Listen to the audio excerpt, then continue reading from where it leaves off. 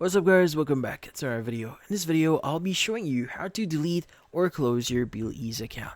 So, you might be wondering how do you close or delete your BillEase account here? Well, deleting or closing your BillEase account is fairly easy. So, first things first is you want to open up the BillEase app here and just log in into your account. Now, before closing or deleting your BillEase account here, you need to make sure that you've settled any remaining balances here, or in this case installments. And once you're sure that you've settled everything here, what you need to do is you just need to go to your account at the bottom right of your screen here, and you just need to go ahead and just scroll to the very bottom. And to be speaking, you should see the delete account option underneath logout.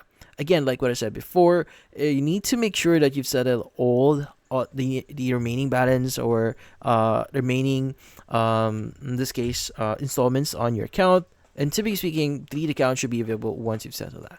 But if you click on delete account here, you should see this pop up here. So you just need to confirm the deletion by typing in delete in the very bottom section here, and just click on delete forever. Now, once you do this, it is a permanent thing. So just keep in mind that doing so or deleting your account here you will not have any options to recover this.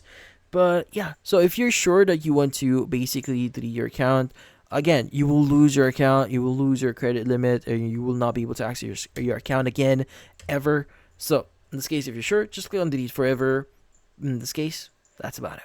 So if you found this video helpful, don't forget to leave a like and maybe subscribe to our channel. Thank you for watching.